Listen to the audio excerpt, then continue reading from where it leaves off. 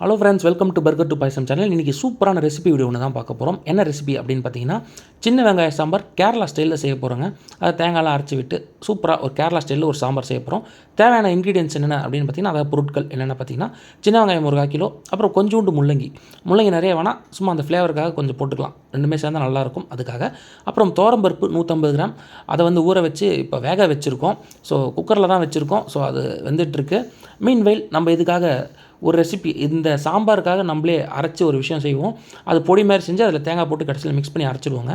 So first வந்து பார்த்திங்கன்னா 2 teaspoon நல்லெண்ணெய் ஊற்றிக்கோங்க. நல்லெண்ணெய் உடம்புக்கு ரொம்ப நல்லது. அதனால் நல்லெண்ணெய் ஃபஸ்ட்டு ஆட் பண்ணிட்டோம்.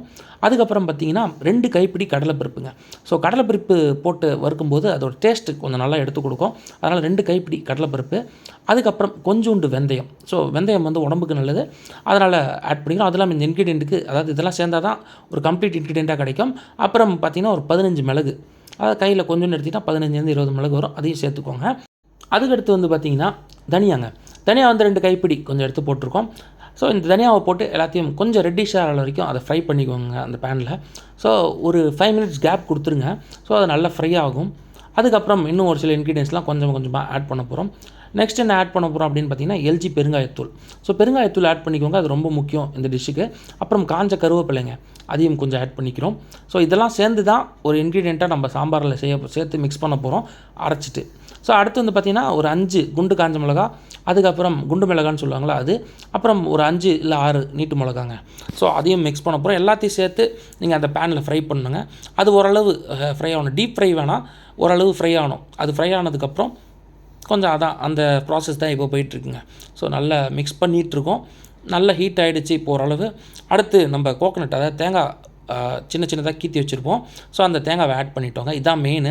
ஸோ கேரளா ஸ்டைல் அப்படிங்கிறனால நாங்கள் தேங்காய் கொஞ்சம் போட்டு ஆட் பண்ணிக்கிறோம். எங்களுக்கு இதெல்லாம் வேணாம் அப்படின்னு நினச்சிங்கன்னா நார்மலாக கூட அந்த பவுடராக போட்டு நீங்கள் பண்ணிக்கலாம். இல்லை சாம்பார் தூள் இருந்தாலும் நீங்கள் போட்டு பண்ணிக்கலாம். அது நார்மல் சாம்பார் ஆகிடும். நம்ம இன்றைக்கி கேரளா ஸ்டைலில் பண்ண போகிறோம் அப்படிங்கிறனால எல்லாத்தையும் கொஞ்சம் ஃப்ரை பண்ணிவிட்டு மிக்சியில் வந்து இப்போ அரைச்சிடுவோங்க. ஸோ இந்த மிக்சியில் தேங்காய் போட்டு அரைக்கும் போது உங்களுக்கு நல்ல ஒரு தொகையல் மாதிரி ஒரு சப்ஸ்டன்ஸாக இது கிடச்சிருங்க. நல்ல கெட்டியாக கிடச்சிரும். அதை வந்து நம்ம சாம்பாரில் மிக்ஸ் பண்ணுவோங்க. மீன்வைல் நம்ம அந்த சின்ன வெங்காயம் எடுத்து உரிச்சு வச்சுருந்தோம்ல, அதையும் கொஞ்சம் நல்லெண்ணெய் ஊற்றி ஃப்ரை பண்ணிக்கலாங்க.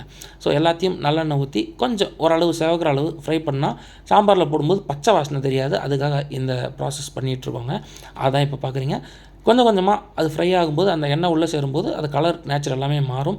அதுக்கடுத்து மீன்வைல் ஒரு சின்ன அடுக்கு, அதாவது நாங்கள் வந்து 6 பேர் 7 பேர் சாப்பிட்ணுங்கிறதுக்காக சாம்பார் செய்கிறோம். அந்த அடுக்கில் நல்லா தண்ணி எடுத்துக்கிட்டோம். தண்ணி எடுத்துகிட்டு வெட்டி வச்சுருந்த முள்ளங்கி ஃபஸ்ட்டு போட்டுட்டோங்க. ஸோ முள்ளங்கி எடுத்து போட்டோன்னா அந்த முள்ளங்கி வேகணும். அதுக்காக முதல்ல முள்ளங்கியை வந்து எடுத்து போட்டுருவோம். இதில் தான் சாம்பார் செய்ய போகிறோம். அடுத்து தேவையான அளவு மஞ்சத்தூளுங்க. ஸோ டர்மரிக் பவுடர் உடம்புக்கு நல்லது, எல்லாருக்குமே தெரியும். அதனால் அது ஆட் பண்ணிக்கிறோம். அப்புறம் உப்பு, நாங்கள் கல் உப்பு ஆட் பண்ணியிருக்கோம். நீங்கள் எந்த உப்பு வேணால் ஆட் பண்ணிக்கோங்க. அதேமாதிரி புளி கரைச்சி வச்சுட்டோங்க. புளி எந்த அளவு அப்படின்னு பார்த்தீங்கன்னா, ஒரு பெரிய லெமன் அளவு புளி கரைச்சிக்கோங்க.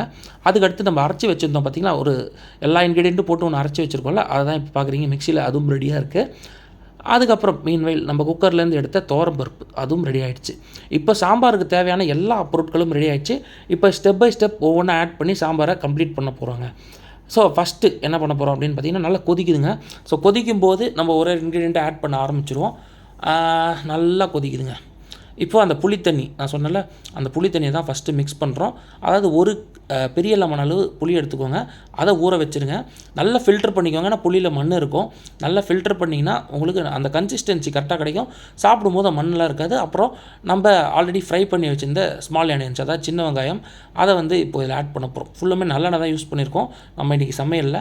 நீங்கள் நல்லெண்ணெய்னா நல்லெண்ணெய், இல்லை சன்ஃப்ளவர் ஆயில்னா சன்ஃப்ளவர் ஆயில். கொஞ்சோண்டு தேங்காய் எண்ணெய் மட்டும் கடைசியில் ஆட் பண்ணுவோம் தாளிப்புக்கு. அப்போ மட்டும் உங்களுக்கு வேணும்னா, உங்களுக்கு தேங்காய் எண்ணெய் பிடிக்குன்னா நீங்கள் அதை ஆட் பண்ணிக்கலாம். இல்லைனா அதை நீங்கள் வேணான்னு கூட வச்சுக்கலாம்.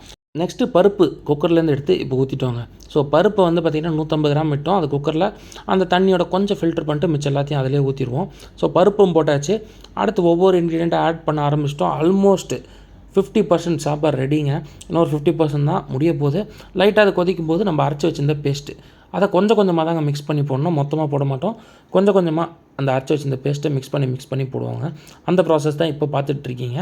ஸோ இந்த சாம்பார் வந்து ரொம்ப அருமையாக இருக்குங்க. கேரளா ஸ்டைலில் தேங்காய் அரைச்சி சாம்பார் சாப்பிடணும் அப்படின்னு நினைக்கிறவங்களுக்கு இது ரொம்ப சூப்பராக இருக்கும்.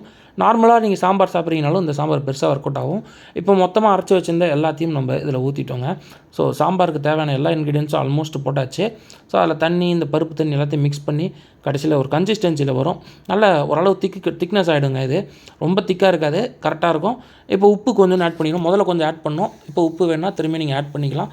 அது மட்டும் உப்பு நீங்கள் தேவையான அளவு ஆட் பண்ணிக்கோங்க. இப்போ பார்த்தீங்கன்னா அந்த பாத்திரம் தழும்ப சாம்பார் ரெடி ஆகிடுச்சுங்க. ஸோ இந்த சாம்பார் வந்து பார்த்தீங்கன்னா நீங்கள் சாப்பாடில் வச்சு சாப்பிடும்போது சூப்பராக இருக்கும். தோசை, இட்லி எல்லாத்துலேயும் வச்சு சாப்பிட்லாம். எல்லாத்துக்குமே சூப்பராக இருக்கும். தாளிப்பு ரெடி ஆகிட்டுருக்கு. ஸோ இதில் வந்து பார்த்திங்கன்னா கடுகு, அப்புறம் பார்த்திங்கன்னா அந்த உளுத்தம்பருப்பு, உடைச்ச உளுத்தம்பருப்பு இதெல்லாம் சேர்த்து தான் போட போகிறோம். ஸோ இப்போ வந்து தாளிப்பு போட்டோன்னா அருமையான சாம்பார் ரெடி. நீங்கள் இந்த மாதிரி தேங்காய் அரைச்சி சாம்பார் சாப்பிட்லன்னா கண்டிப்பாக ட்ரை பண்ணி பாருங்கள். ஒரு டிஃப்ரெண்ட் எக்ஸ்பீரியன்ஸ் கொடுக்கும். இது ரொம்ப நல்லாவே இருக்குங்க. சாப்பாடில் பெசஞ்சு சாப்பிடும்போதும் சரி, தோசை, இட்லி எல்லாத்துக்குமே ட்ரை பண்ணிட்டு எப்படி இருக்குன்னு கமெண்ட் பாக்ஸில் சொல்லுங்கள். தேங்க்ஸ் ஃபார் வாட்சிங்.